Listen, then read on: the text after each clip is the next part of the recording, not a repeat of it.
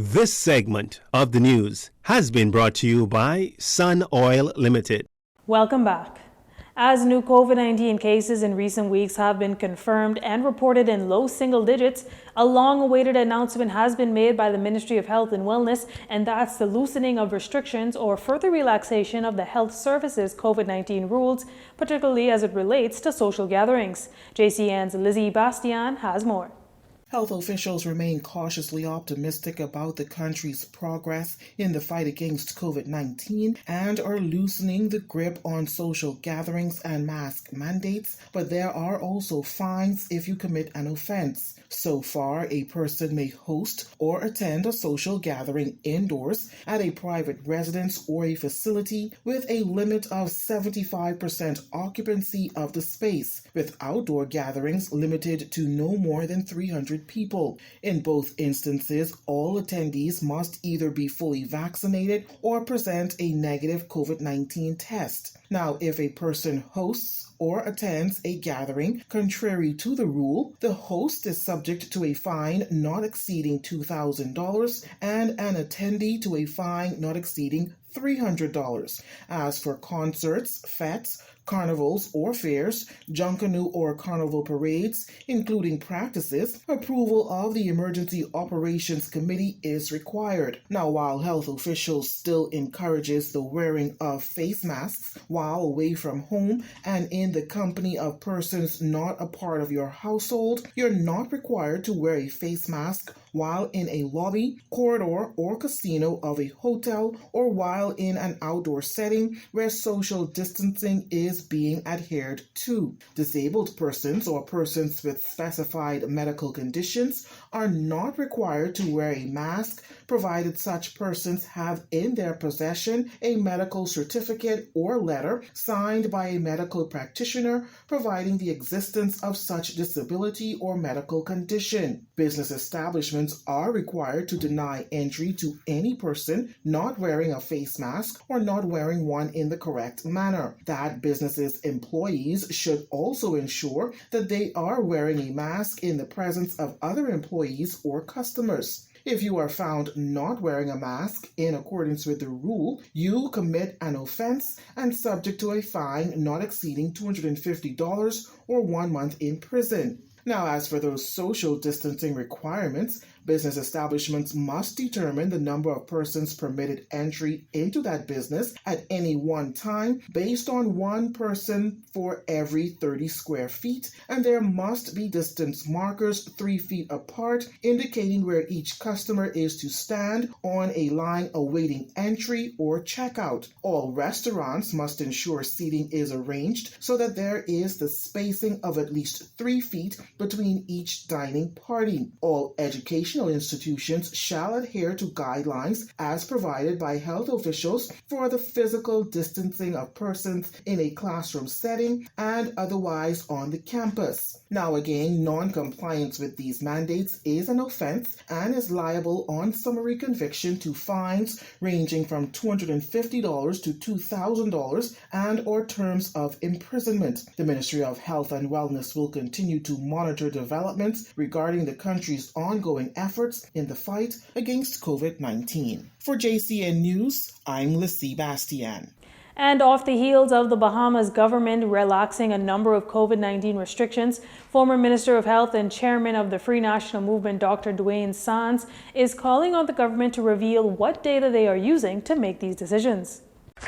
We would love to see the data on which some of these decisions have been based, particularly given the huge differences in approach in hotels and casinos as compared to Bahamian businesses, right? It appears as if the virus acts differently in resorts. At least that is what the new COVID protocols suggest.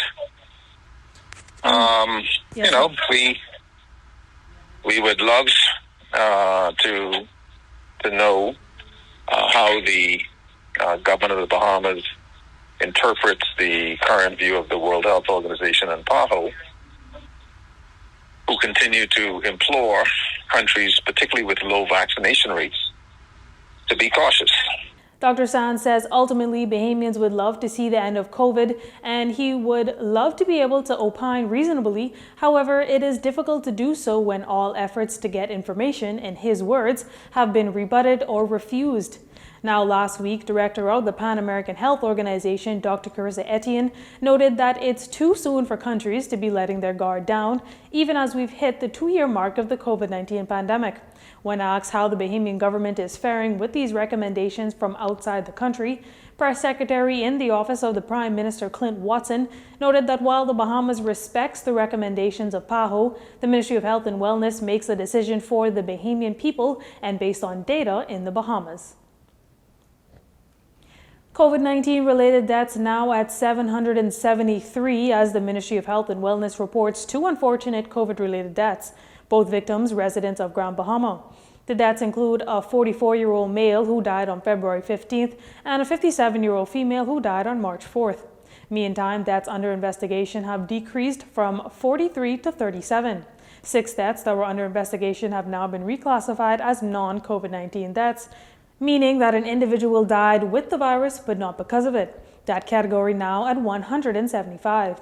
As for new COVID-19 infections, 2 males and 2 females are the latest to be confirmed positive with the virus, the 4 of them residents of New Providence. Active cases in country now at 101, 11 people in hospital, 9 of them moderately ill, 2 in intensive care. 4 people recovered from the virus on Saturday. Police in Bimini arresting 6 men after they were allegedly found in possession of a number of illegal firearms and ammunition. According to police from Grand Bahama and the Northern Bahamas, shortly after 4 p.m. Sunday, police were called to South Bimini International Airport, where 6 men presented themselves at the airport security screening belt. There, they presented a number of bins for screening, and in those bins, law enforcement officers found 9.9mm pistols, 1 silencer, 1 Glock magazine, 3.9mm magazines, 1 M4 magazine, 7 black magazines, 50.40 hollow tip rounds, 17.40 rounds, 2 extended .9mm magazines, and 157.9mm ammunition, all of which were disguised in various drink boxes. Officers of the Bimini Division were called and arrested the males, one of who is an American citizen and the others Bahamians. The illegal firearms and ammunition were taken into police custody. Investigation into these matters continue. During the Bahamas International Ship and Port Facility Security Training exercise last week, there were lots of moving parts and the information was coming into Emergency Operations Center at Gladstone Road fast and hot as multiple national security and medical emergency personnel responded to mock explosions at port facilities around the country. The incoming information was funneled to the Port Security Advisors team that would have the authority to give the okay that everything was under control. This team included Stephen Russell, Director of the National Emergency Management Agency, and Acting Port Controller Senior Commander Bernie Wright. Commander Wright is responsible for all government-operated port facilities within the country, and should there be a real attack on ports and ships in the Bahamas, Commander Wright and his team would play a vital role in the response and recovery efforts. He gave his opinion on the effectiveness of last week's ISPS national exercise. No exercise is a perfect one. You'll find that in exercises like this, one of the main things that will come to bear would be communication issues as well as the available resources. So I suspect that will be the same in this instance. So far the exercise has been going pretty well. Any glitches are what we expect, and it's a matter of testing and adjusting.